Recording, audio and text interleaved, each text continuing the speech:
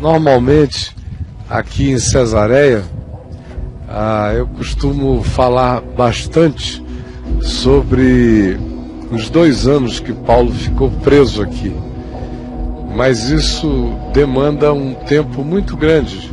A narrativa começa no livro de Atos dos Apóstolos, no capítulo 21, no verso 7, e termina já no capítulo 26, com a sucessão de encontros de Paulo com Festo, com Agripa, com gente que vem de Jerusalém acusá-lo, do Sinédrio, e as conversas que ele tem com as sucessões de procônsules que aqui acontecem, e também um contexto histórico que eu creio que vocês já devem ter sido iluminados acerca dele.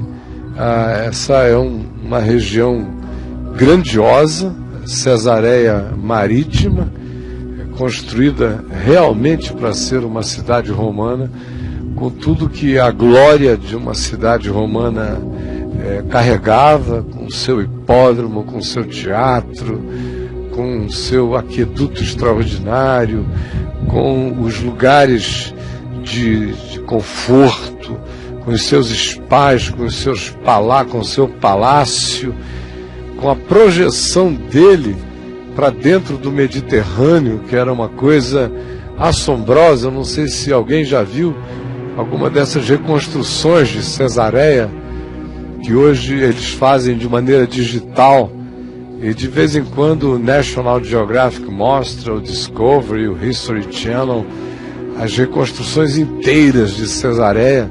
É uma cidade espetaculosa, com a água do mar entrando onde eles queriam, com as piscinas de água doce, com todas as expressões de conforto, de luxo e também de luxúria que se poderia imaginar. Enquanto isso, Paulo esteve 2 anos preso aqui, numa situação de um calabouço subterrâneo, sobre o qual aconteciam todas as grandes festas, inclusive os bacanais rolavam na cabeça do indivíduo que está embaixo ali.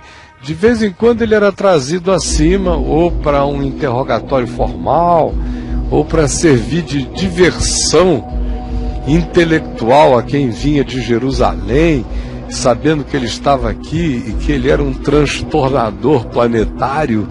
Vamos ouvir e inquiri-lo. E houve também processos formais de acusação, com advogados de acusação trazidos de Jerusalém pelo Sinédrio para acusá-lo. Houve embate de Paulo com o Sinédrio. É aqui que ele é espancado na cara quando ele chama o sumo sacerdote de parede branqueada. E, enfim, a coisa é intensa.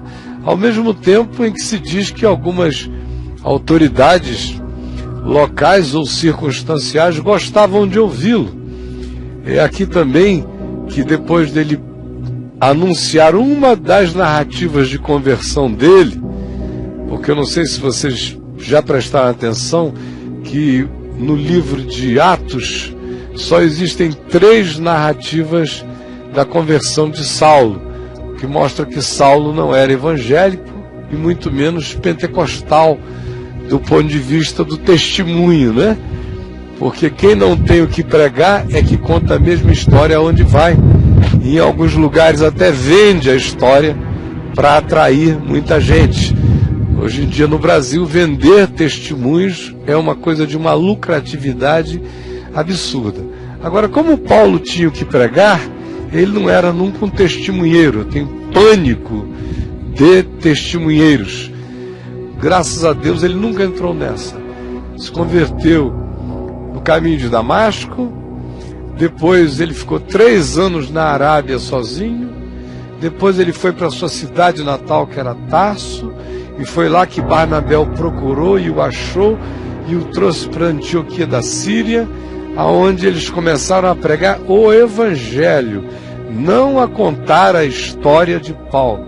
E durante as narrativas de Atos, são 3 as narrativas da conversão. Uma é Atos 9, que conta a história. Uma outra é Paulo narrando a história aqui, em Cesareia, onde ele conta o que lhe acontecera. E uma outra ocorrência em Jerusalém. É justamente porque a gente já vem da Ásia Menor, na Turquia, e da Grécia, só falando muito de Paulo, que eu decidi que aqui em Cesareia, hoje, a minha ênfase não será nele, mas será na continuidade do que a gente estava falando lá no alto de Jope, sobre Pedro. A última coisa que eu lhes disse lá é que para Cornélio, a narrativa que começa em Atos 10, para Cornélio, aquilo foi trazer a ele a consciência do que ele já tinha sem saber. Foi trazer para ele a segurança do que ele esperava e já era dele. Foi trazer para ele a paz do que ele em paz pedia a Deus e não sabia que podia usufruir em plenitude. Foi trazer para ele o nome daquele que no coração ele já conhecia. Foi dar a ele a informação histórica do que existencial e espiritualmente ele já provava. Ele e toda a sua casa. E a prova das antecipações da graça de Deus na vida dele estão no anjo que lhe apareceu e se culminam no fato de que a mensagem de Pedro é interrompida e eles falam em língua e profetizam, mostrando assim Deus que em relação a Cornélio ele tinha seu próprio caminho para realizar em Cornélio o que ele quisesse. Quem precisava muito daquele encontro com Cornélio era Pedro, para se desintoxicar, para se desenvenenar, e também mostrando a nós como é tão fácil, minha gente, a gente esquecer o Evangelho e se tornar religioso com uma rapidez imensa.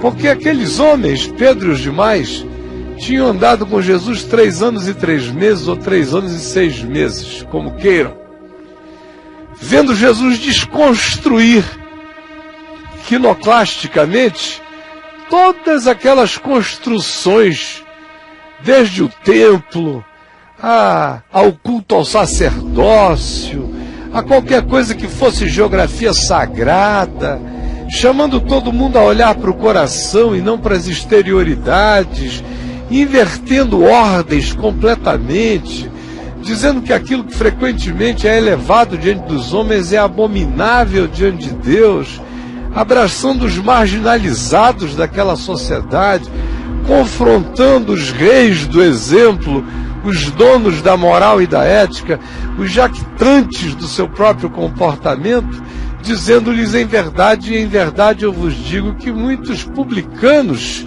que eram o pior tipo de pessoa do ponto de vista social, do ponto de vista de um judeu ortodoxo ou religioso, ou de qualquer outro cidadão que se visse cobrado e extorquido por muitos dos publicanos. Mas Jesus disse, em verdade eu vos digo que muitos publicanos e meretrizes vos precedem no reino de Deus.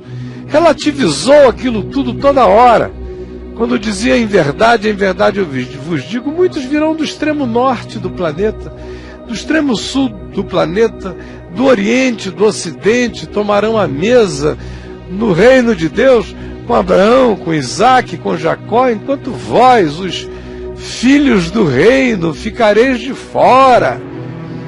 Ele mesmo conta aquelas histórias, como em Lucas 13, que muitos dirão naquele dia, Senhor, tu ensinavas nas nossas ruas, nós comíamos e bebíamos na tua presença. Ele diz, eu contudo lhes direi explicitamente, eu nunca vos conheci. Tanto quanto em Mateus 7, ele fala a mesma coisa daqueles que diziam e que dirão naquele dia, em teu nome expulsamos demônios, profetizamos, operamos milagres.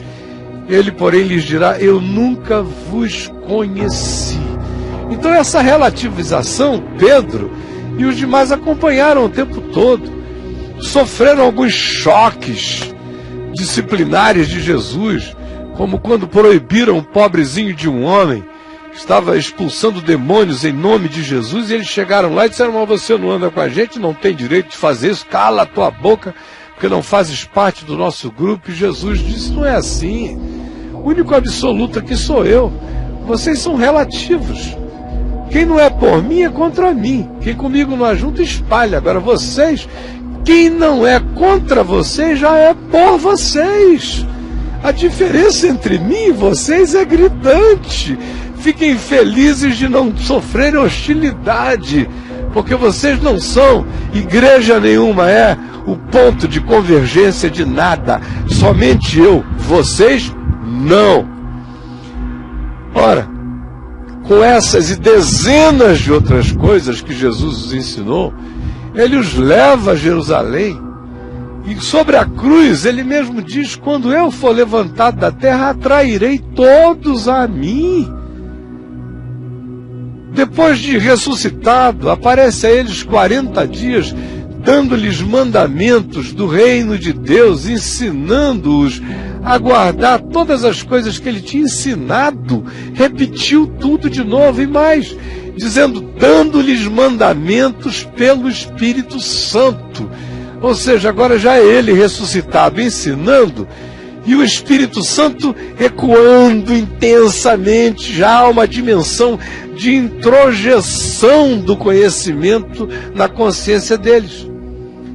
Antes de assunto aos céus, Jesus diz mais de uma vez: vocês vão receber poder. E a palavra grega é dunamis, é esse poder explosivo. Vocês vão ter uma alteração de interioridade fabulosa. Os tímidos vão ficar corajosos. Os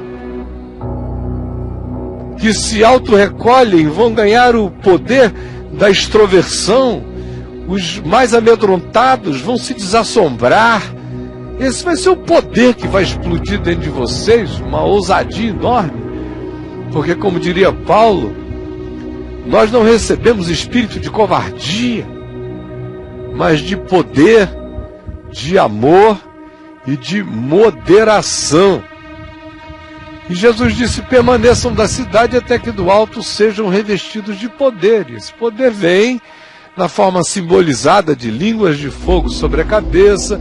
Eles falam em outras línguas e eles ganham uma intrepidez enorme. Todos os que tinham fugido agora se oferecem para enfrentar as batalhas. Todos os que antes corriam agora não têm medo e ficam. Prisão para eles passou a ser um lugar extremamente diferente do que o significado de prisão anteriormente poderia ser para eles, embora nenhum deles jamais tivesse sido até então preso.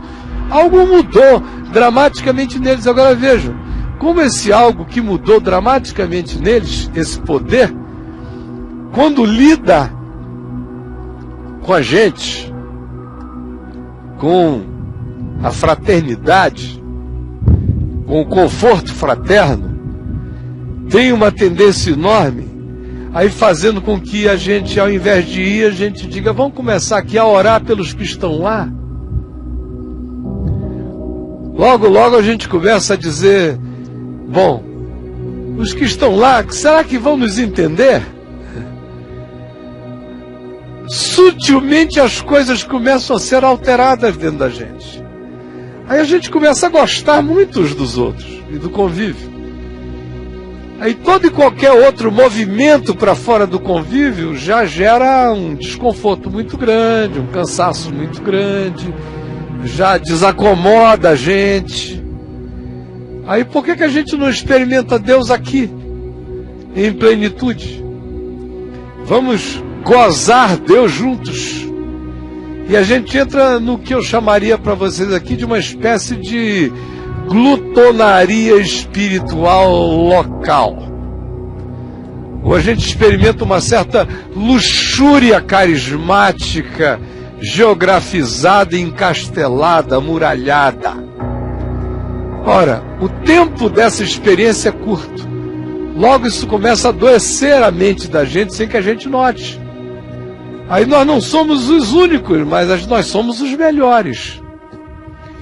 Nós começamos já a pensar que Deus é livre para quem sabe agir aonde queira, mas o lugar do epicentro da vontade dele, da revelação dele é aqui. E quase todo grupo que discerne alguma coisa nova e que começa a se curtir como os discernidores dessa coisa nova, adoece com uma rapidez muito grande.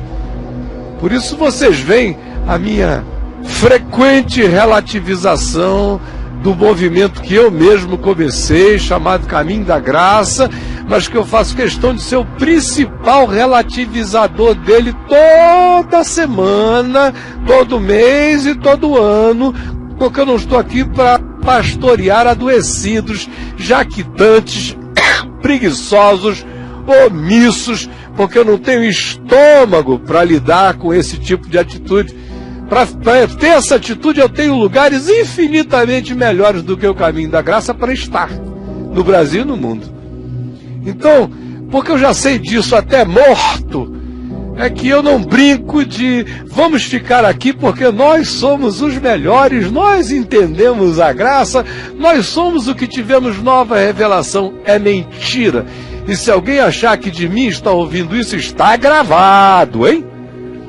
Pela milésima vez da minha boca, essa relativização, que se ela não acontece, ela adoece a alma daqueles que entram nesse espírito, que lentamente vai gerando a espiral ascendente de uma superioridade maligna, jactante, exclusivista, separatista, vai gerando um nazismozinho espiritual, um apartheid, um demônio.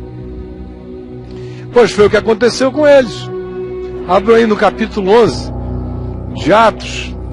Depois da experiência de Pedro aqui em Cesareia, a notícia de que o Espírito Santo tinha se derramado na casa de Cornélio, sobre a parentela de Cornélio, chegou até Jerusalém.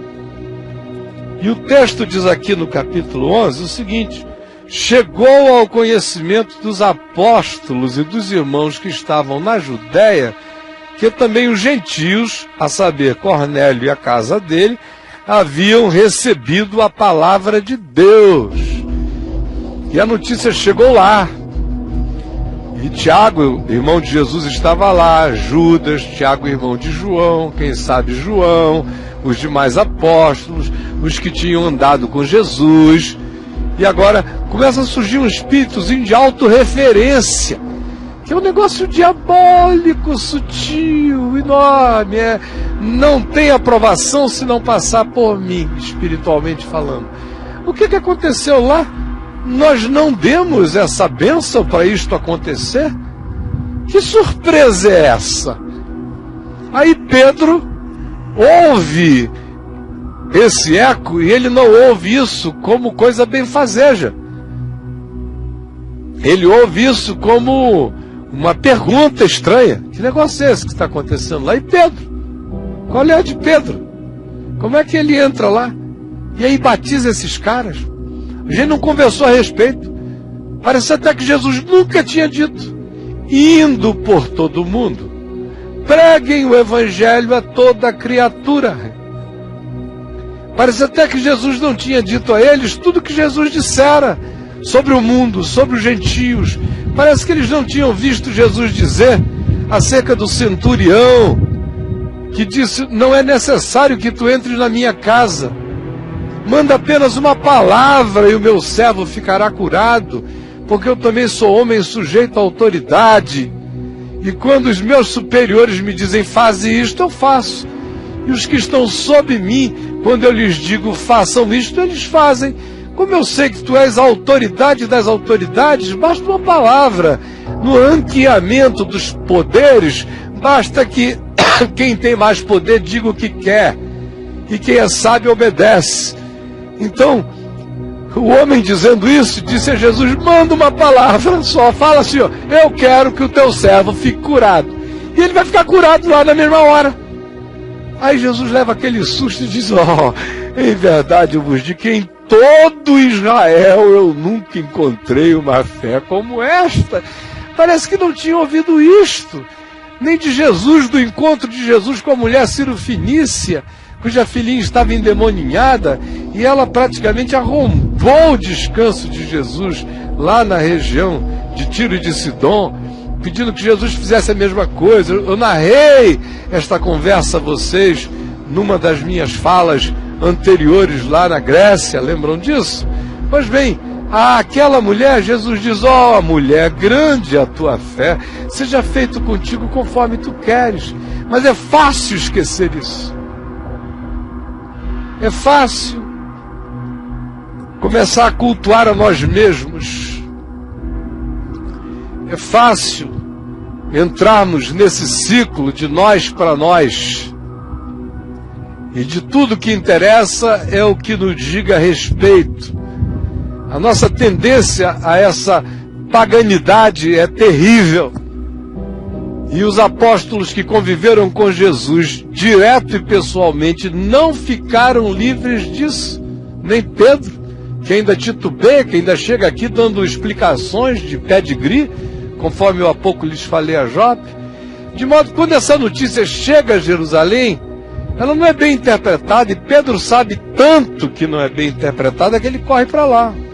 Quando Pedro subiu a Jerusalém, os que eram da circuncisão o arguíram dizendo que era praticamente todo mundo: entraste em casa de homens incircuncisos e comestes com eles.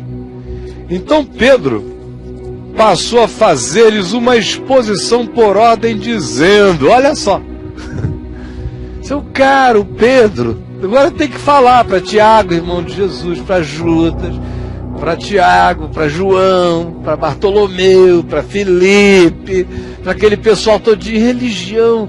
Acontece como mato, minha gente. Nasce como urtiga em qualquer lugar. Religião não é oliveira que a gente tem que cuidar, tratar. Não é videira que a gente tem que podar. Não, é mato. É capim gordura. Dá com uma facilidade enorme. É pezinho de chuchu. Vai que vai rasteiro, impregnando. É erva daninha. Cocô de passarinho gera, que é uma beleza. Com uma facilidade enorme. Não precisa de nenhum tratamento. Ninguém nunca pensa: a gente precisa cuidar para criar um espírito religioso. Não, ele faz parte da oferta de Caim. Ele faz parte da busca da autonomia humana. Ele faz parte do nosso desejo de sermos melhores e superiores e de sermos diferenciados do resto do mundo. É uma maçonaria que viaja no DNA do pecado na alma de cada um de nós. Aí lá vai Pedro explicar: eu estava na cidade de Jope orando e num êxtase. E eu acho que Lucas bota isso aqui de propósito mesmo, para ficar mesmo chato, entendeu? Para a gente ter uma ideia do negócio. Tive uma visão e observei descer um objeto como se fosse um grande lençol baixando do céu pelas quatro pontas e vindo até perto de mim. E fitando para dentro dele os olhos vi quadrúpedes da terra, feras, répteis, aves dos céus. Ouvi também uma voz que me dizia: levanta, Pedro, mata e come. Ao que eu respondi: de modo nenhum, Senhor, porque na minha boca nunca entrou coisa como imundo. Olha como vai ficando patético o negócio.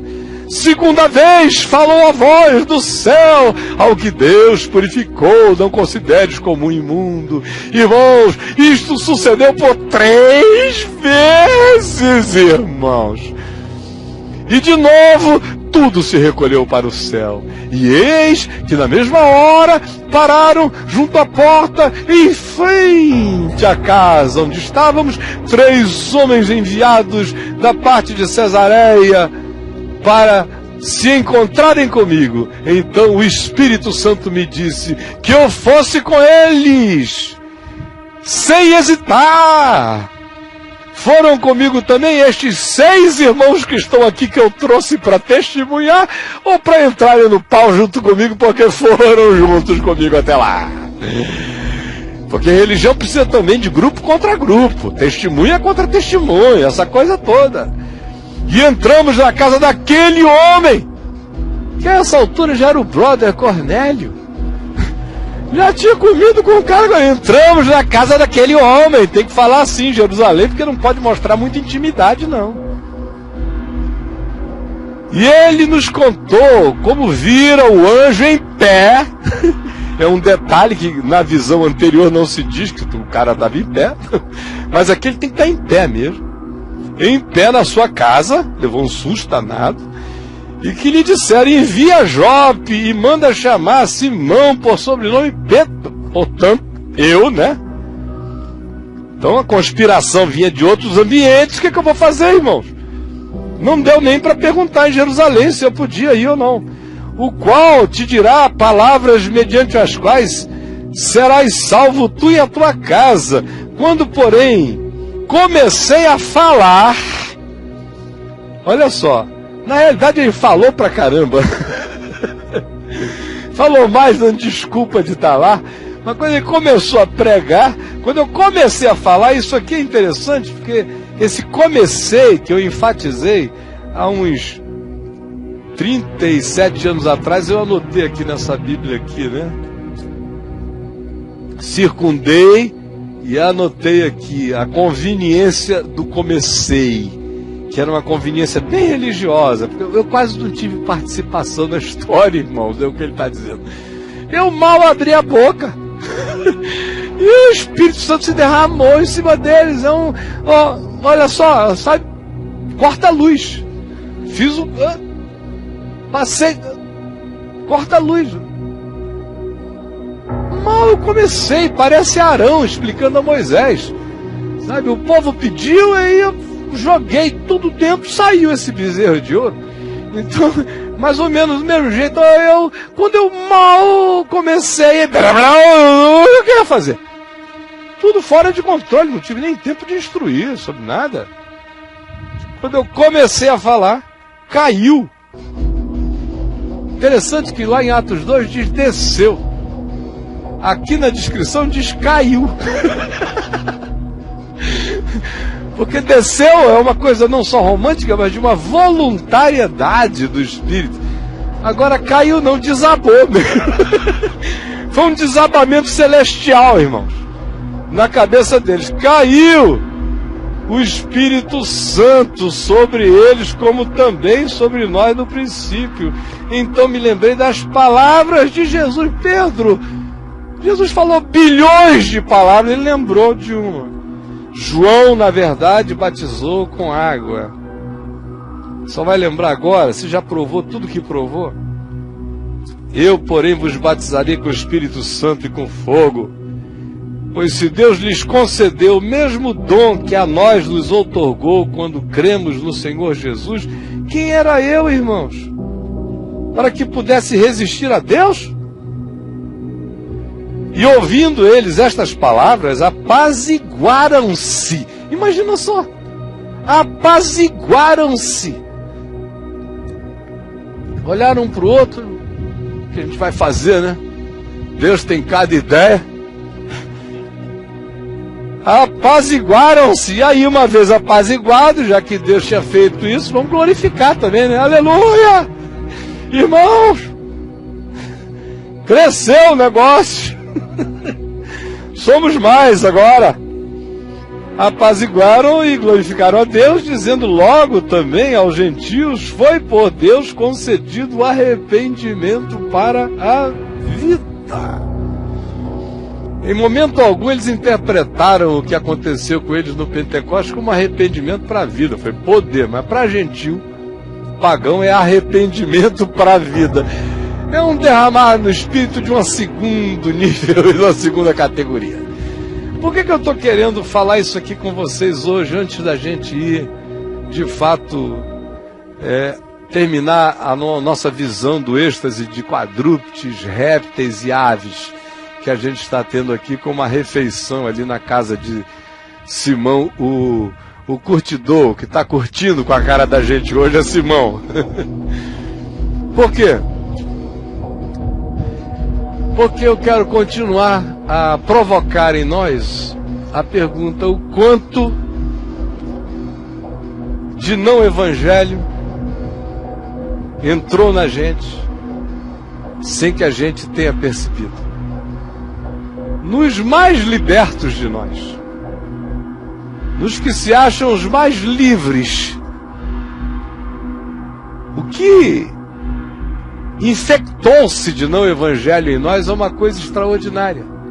Vocês podem ter certeza que talvez 97% de todas as questões chamadas questões da igreja são questões não do evangelho. Tem a ver com usos, com costumes, com modos, com formas, com gostos, com adereços, com hábitos. São vícios humanos, alguns deles infernizados, outros vícios humanos são aceitos e acolhidos. Algumas coisas praticadas pelos indivíduos são convencionadas como boas, embora sejam perversas do ponto de vista do Evangelho. Outras que são segundo o Evangelho, mas são partes do Evangelho que não pegaram, são tratadas no mínimo como idiotices a serem deixadas de lado, ou utopias. Sem falar que nós todos adotamos uma quantidade enorme de coisas que não tem nada a ver com o Evangelho e que, em sendo expostas minimamente, já nos deixam perturbados. Por exemplo, a maioria aqui já me ouviu falar demais sobre isso, já internalizou o suficiente para talvez nem se chocar mais. Mas se fosse há 10 anos atrás, quando eu comecei a escrever, por exemplo, o meu site, o caio5.net, aquilo que eu sempre defendi a vida inteira, mas no tempo que eu era o reverendo Caio, eu podia dizer qualquer coisa que pegava.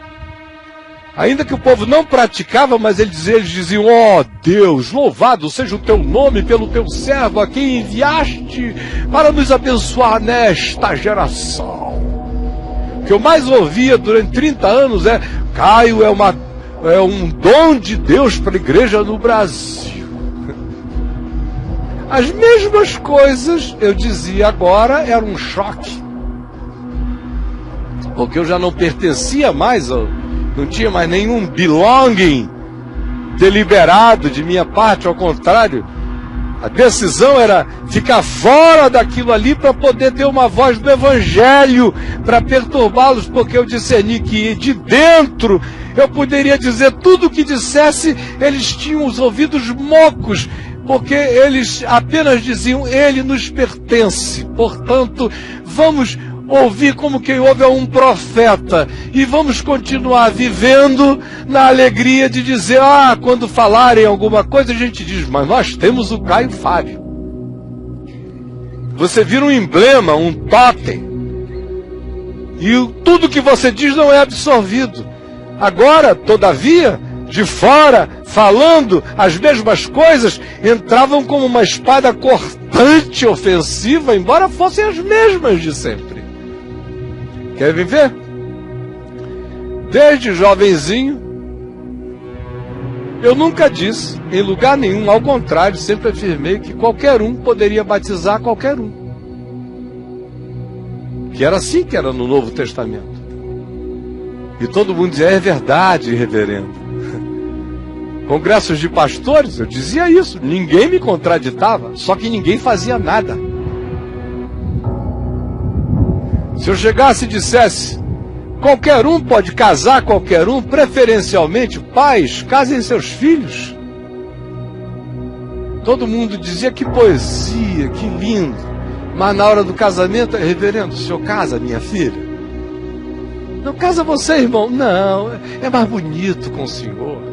O argumento é sempre esse, é estético. Você pode sair de ceia do Senhor.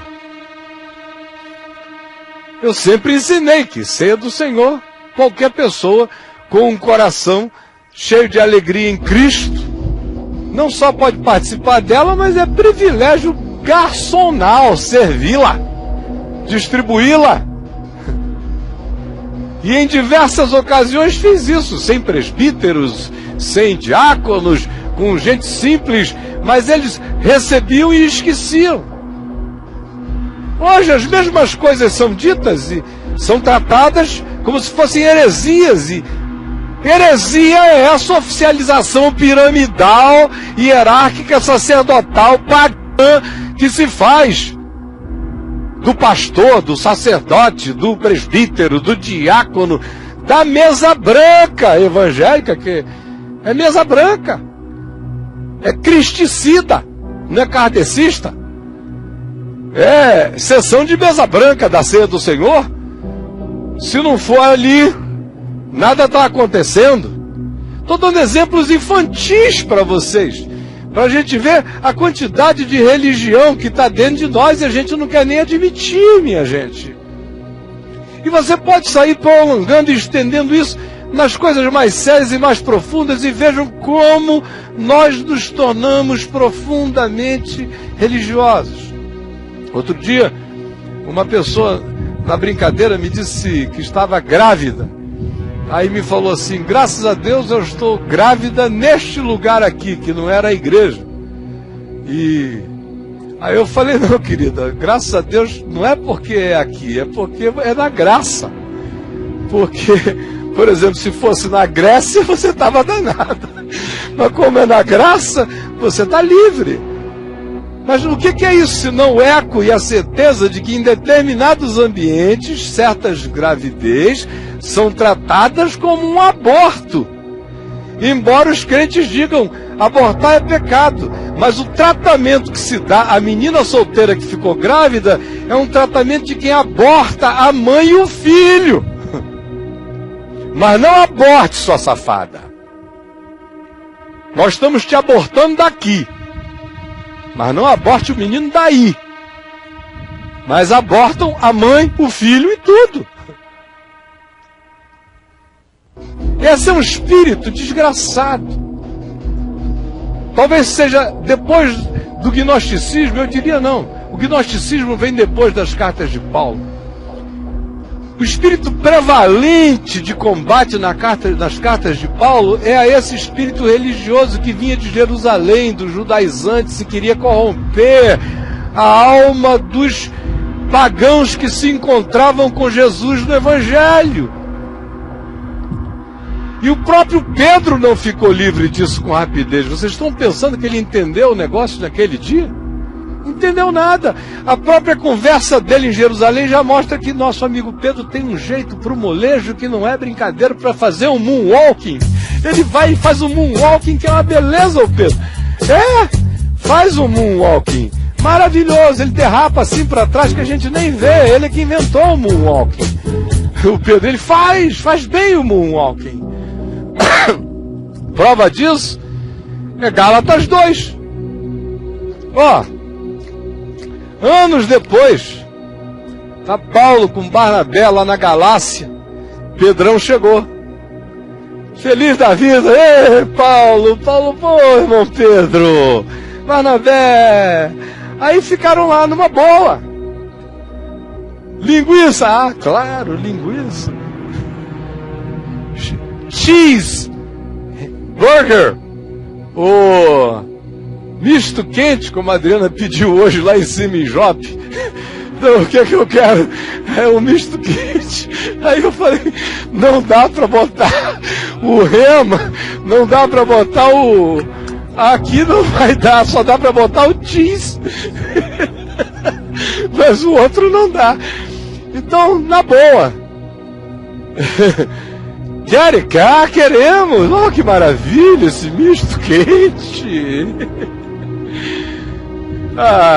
Uma aguardente da Ásia Menor, claro! Que maravilha! Aguardente! Estamos aguardando! Água da gente, aguardente! Claro! Vamos comer na casa do irmão tal, e chega lá, tinha uma música local tocando, Pedro até o pezinho dele, feliz da vida, irmãos, que bom, Jesus é maravilhoso. Aí chega um pessoal de Jerusalém, imagina os bicos, aquela cara de Jerusalém, aqueles urubus, todo mundo chegando ali com aquela cara, entrando, olhando, o que estava acontecendo na Galácia. De Paulo ele já esperava essas heresias. Barnabé mais ou menos, mas de Pedro moonwalking? Jamais. Aí está lá Pedro, e Pedro leva um susto quando eles entram.